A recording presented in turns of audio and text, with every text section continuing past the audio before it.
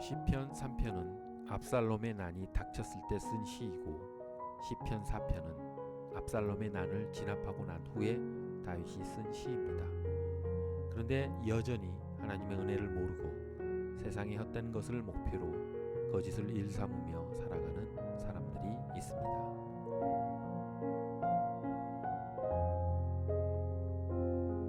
시인은 그들에게 하나님의 은혜를 기억하라고 말합니다. 주님께서 경건한 자를 택하신 줄 알라는 말이 하나님의 은혜를 알라는 말입니다. 즉 경건이란 단어는 헤세드, 은혜, 자비, 인자하심에서 나온 말입니다. 따라서 경건한 자란 하나님의 은혜를 입은 자를 의미합니다.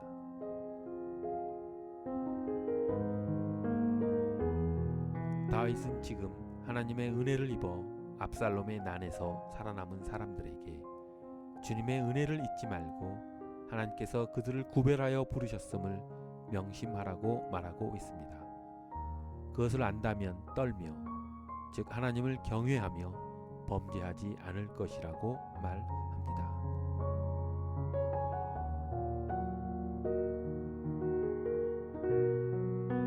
4절 후반부는 본문의 번역보다도 새 번역의 말로 하면 더 잘 이해가 됩니다. 잠자리에 누워 마음 깊이 반성하면서 눈물을 흘려라. 5절에서는 예배를 드리며 하나님을 의지하며 살아갈 것을 촉구합니다. 하지만 믿음의 눈이 없는 자들은 하나님을 볼 수 없다고 말하며 여전히 불신앙의 삶을 살아갑니다. 시인은 하나님께 기도합니다. 주님의 얼굴을 비추어 달라고 간구합니다. 주님의 얼굴이 비추었을 때의 기쁨은 물질이 풍요로운 것보다 더 크다고 고백하며 평안은 오직 주님 안에서만 누릴 수 있다는 고백으로 시를 마무리합니다.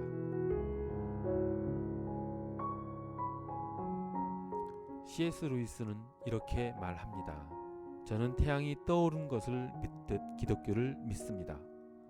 그것을 보기 때문만이 아니라 그것에 의해 다른 모든 것을 보기 때문입니다.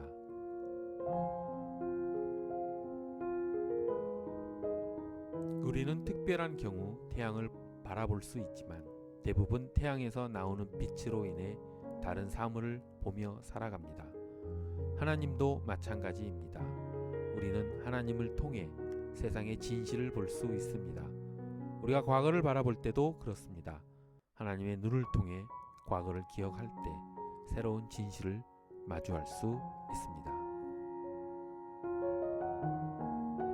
다윗은 믿음의 눈으로, 즉 하나님의 시각으로 과거를 바라봤기 때문에 과거의 모든 순간이 하나님의 은혜였다는 것을 깨닫고 지금의 모든 것도 주님의 손안에 쌓여져 있다는 것을 고백한 것입니다.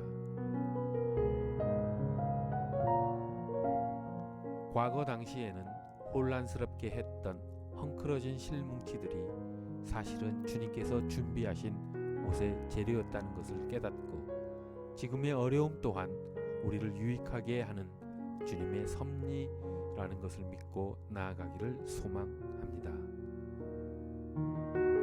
내 의의 하나님이여 내가 부를 때에 응답하소서. 곤란 중에 나를 너그럽게 하셨사오니 내게 은혜를 베푸사 나의 기도를 들으소서. 인생들아 어느 때까지 나의 영광을 바꾸어 욕되게 하며 헛된 일을 좋아하고 거짓을 구하려는가. 셀라. 여호와께서 자기를 위하여 경건한 자를 택하신 줄 너희가 알지어다. 내가 그를 부를 때 여호와께서 들으시리로다. 너희는 떨며 범죄하지 말지어다. 자리에 누워 심중에 말하고 잠잠할지어다. 셀라. 의의 제사를 드리고 여호와를 의지할지어다. 여러 사람의 말이 우리에게 선을 보일 자 누구냐 하오니 여호와여 주의 얼굴을 들어 우리에게 비추소서.